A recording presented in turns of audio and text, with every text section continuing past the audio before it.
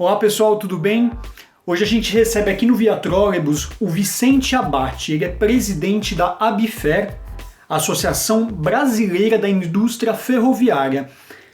Vicente, obrigado por conversar com a gente. Renato, muito obrigado. Eu que agradeço pela oportunidade, em nome da ABFER, de suas associadas, por estar falando com você e os seus ouvintes e internautas. Obrigado, Vicente. Nossa primeira pergunta é em relação à atual crise financeira / sanitária.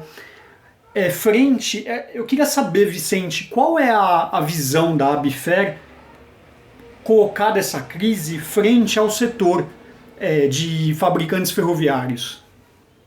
Tá. Eu gostaria, Renato, de dividir em duas partes, do transporte ferroviário em si e da própria indústria. Tá? Pois não. Essa crise pegou a todos de uma forma surpreendente, sem precedentes, efetivamente, mas os transportes estão ocorrendo normalmente, ou seja, o transporte ferroviário de carga não teve interrupção, não sofreu nenhuma solução de continuidade. Nós temos estado em contato com as concessionárias, com a própria associação que as congrega, que é a NTF, e tudo corre normalmente, claro que todas as restrições que todos conhecemos, né? Uhum. E esse é o de carga. O de passageiros, naturalmente, em função da demanda ter decrescido em função do isolamento social, ele trabalha aí com seus 30% de capacidade, isso em média no país, ou alguns lugares até menos. Nós tivemos o sistema de Fortaleza parado por um certo tempo, mas de qualquer forma, vindo para São Paulo, na realidade, metrô e CPTM tem funcionado normalmente e com essa demanda reduzida, mas colocando oferta. Inclusive, já foi reclamado que nos horários de pico tem tido uma certa lotação e a CPTM, a Secretaria de Transportes Metropolitanos, tem tomado as ações no sentido de prover mais trens, de forma e a própria indústria e quem está trabalhando nos setores essenciais, eles estão também fazendo escalonamento de horário de forma a não dar um pico. Então, as notícias de uma semana atrás, elas já não ocorreram mais no sentido de alguma lotação em excesso. Do lado da indústria, nós temos a indústria trabalhando também, não numa situação normal, porque ela já vem sofrendo, mesmo antes da crise, por falta de encomendas. Eu queria só fazer um parênteses aqui. Nós trabalhamos o ano passado, lamentavelmente, com uma ociosidade muito alta. Eu tenho pontuado isso, 90%, é um negócio assim, extremamente absurdo, o que fez com que a gente perdesse nos últimos 3 anos cerca de 4 mil funcionários no universo de 20 mil, que são os nossos trabalhadores diretos. Nossa. Então, é uma perda assim, significativa que a gente espera, num certo momento, passada a crise, não imediatamente, mas recuperarmos essa mão de obra perdida. Então, essa ociosidade ela já vinha do ano passado. Esse ano era um ano que a gente teria alguns subsetores sendo resgatados, mas com a crise atual, a gente tem que nós temos. Eu tenho contato diário com os nossos associados através de grupos de WhatsApp, através de telefonemas e até de algumas intervenções pontuais no sentido de fazer alguma gestão como a ABFER. Eu menciono especificamente um certo momento em que um determinado município não estava permitindo que entrassem caminhões, por exemplo, fazendo aquelas barreiras sanitárias, e nós interviemos e acabamos tendo sucesso. Até a prefeitura fez um adendo ao decreto, permitindo que não só a carga fosse entregue em supermercado, farmácia, mas também nas fábricas, para você não parar a produção, para receber insumos, inclusive para poder sair com produtos acabados. Então, quer dizer, essas ações pontuais a gente tem feito, mas a gente sente que o mercado está trabalhando com uma certa normalidade. Os vagões de carga têm sido fornecidos naturalmente, as locomotivas estão a um nível um pouco menor. Trem de passageiro já era um problema do ano passado, de uma falta de demanda, que a gente está buscando, junto principalmente ao governo de São Paulo. E o pessoal de material de via permanente, naturalmente as obras não estão acontecendo, algumas retificações que estão sendo feitas ainda se usa o material de via permanente, mas é muito raro. Se você pegar, por exemplo, a FIOL, que é uma das ferrovias que serão colocadas aí em leilão pelo governo federal, ela já está com quase 80% terminada e muito pouco material de via permanente ainda resta para ser fornecido. De forma que o que o pessoal está fazendo, os nossos associados, na realidade é fornecer material para manutenção das concessionárias. Isso vale não só para a via permanente, como também para, por exemplo, o pessoal de rodas, eixos e outros produtos, para manter as concessionárias abastecidas para a sua manutenção normal. Tá? Legal. Vicente, com a crise financeira que a gente atravessa e vai, muito provavelmente deve se agravar com a questão da pandemia, é provável, possível que a arrecadação dos estados caia. Frente a esse problema, isso pode de alguma maneira afetar em futuras licitações. Por exemplo, o metrô e CPTM tem aí no horizonte de pelo menos os próximos 2 anos a compra de novos trens. A CPTM parece que 34, o metrô fala em 44. Como a indústria vê, frente a esses dois cenários, uma possível...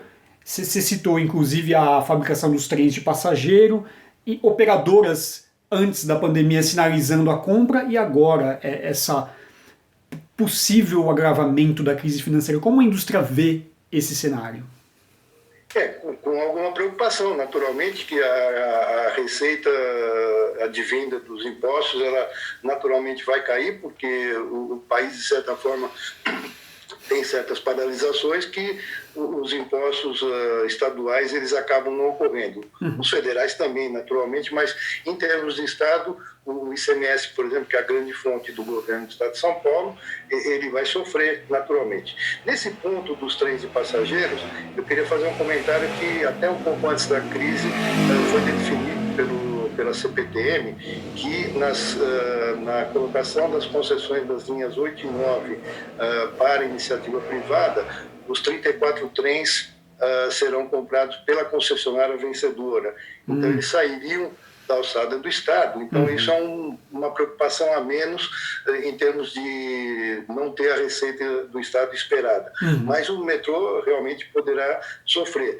Só que o metrô, a gente, primeiro, ele tem uma certa diferença com relação à CPTM, embora os dois sejam pertençam ao Estado, mas a CPTM é mais dependente. E nesse caso da concessão das linhas 8 e 9, isso é uma saída interessante. No caso do metrô, que é menos dependente, eu acho que há uma perspectiva de se retomarem as atividades normais e a gente passar a vislumbrar de novo a própria aquisição. Nessa aquisição dos 44 trens, 22 são para a extensão da linha 2 até a Penha, que eu não sei como é que estão, confesso que eu não vi o andamento de obras, né? Já estavam contratadas no sentido de começar essa expansão de 8, 9 quilômetros até a Penha. Então, esses 22 eles seriam num momento mais futuro. Não haveria uma interferência agora. Dos outros 22 que iriam para a própria linha 2, operação normal, e as linhas 1 e 3, que elas estão ávidas de trens, porque o sistema, no caso já da linha 2 implantado e com sucesso, que é o CBTC, permite que você coloque mais trens na linha, porque os intervalos estão efetivamente reduzidos. Isso vai acontecer também nas linhas 1 e 3, agora em 20 e 21.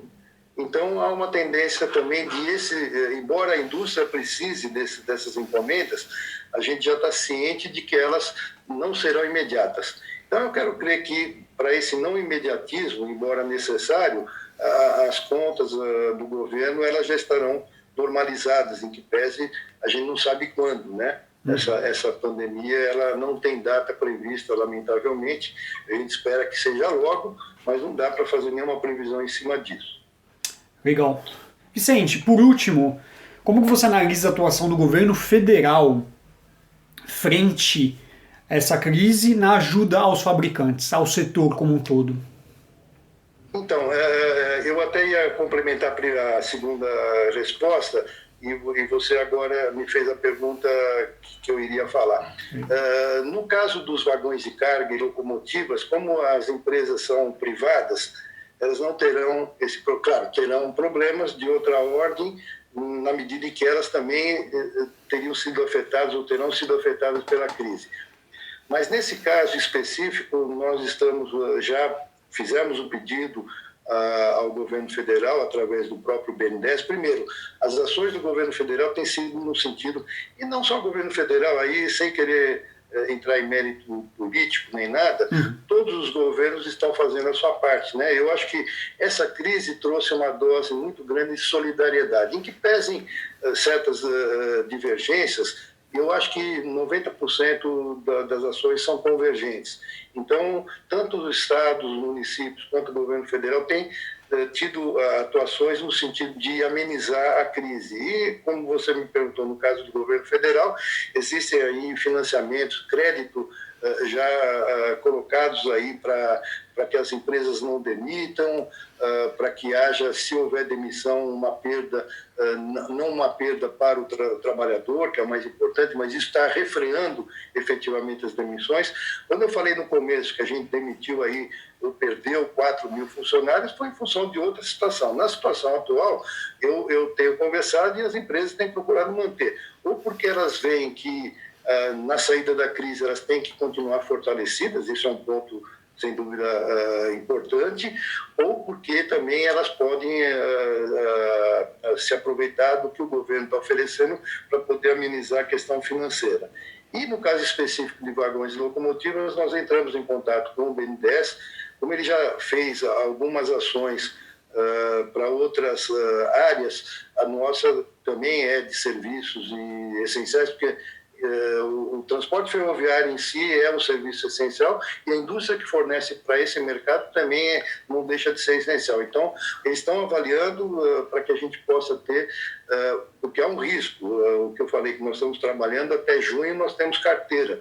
A partir do segundo semestre, não mais. E aí, então, a crise poderá realmente vir muito forte para essas empresas que fabricam tanto os vagões quanto locomotivas, e a própria cadeia produtiva, que é muito extensa. Então, o que a gente está prevendo que no segundo semestre a gente poderá ter um vazio de encomendas, a gente está procurando com o governo federal, através do BNDES, que se conceda um financiamento emergencial em condições especiais, não para a indústria, mas para as concessionárias, para que elas possam adquirir vagões e locomotivas de uma forma antecipada. Aquilo que elas fossem precisar, por exemplo, no primeiro semestre de 2021, que elas antecipassem as compras para que a indústria pudesse fabricar esses equipamentos no segundo semestre e não parar. Então, isso é uma situação que está sendo avaliada pelo governo.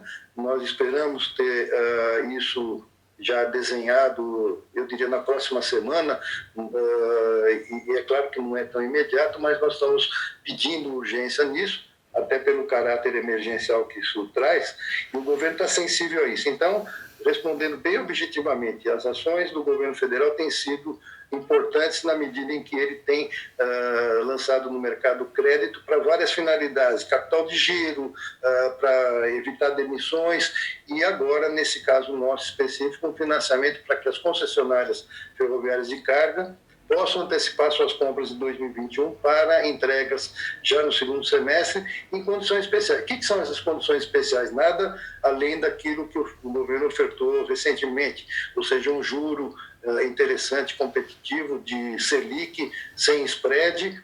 É claro que isso tem que combinar com os bancos particulares também, se não for um empréstimo direto, mas e em condições que a gente possa, ou que elas possam ter atratividade nesse financiamento para poderem antecipar as suas necessidades do ano que vem para esse segundo semestre. Legal. Vicente, mais alguma coisa que o senhor gostaria de acrescentar aqui na nossa entrevista? Olha, na realidade é que a gente tem que vivenciar isso que a gente está passando de uma forma serena, tranquila. Uma coisa que é importante que, como vai passar, nós temos que nos preparar para, antes de passar, a gente se preparar para a gente enfrentar uma nova realidade. Vai ser um novo normal, quer dizer, muita coisa será transformada. mas de qualquer forma a gente tem que se planejar, né?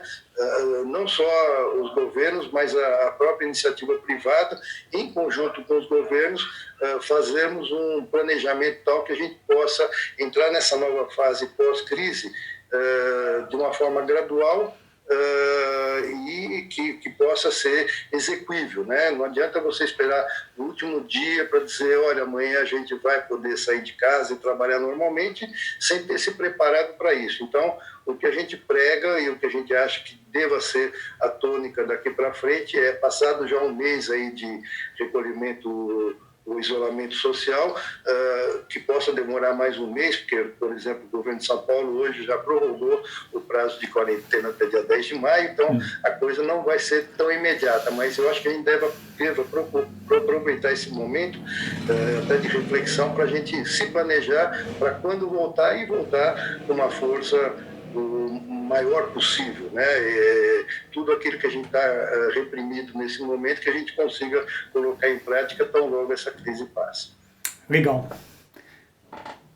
Vicente, volta uma imagem aqui. Vicente, eu agradeço a entrevista por atender nós aqui do Via Trolebus, um tema que para a gente é caro, que é o setor ferroviário, metroferroviário, e desejo boa sorte para o seu trabalho à frente da ABIFER, que a gente consiga passar mais depressa por essa situação.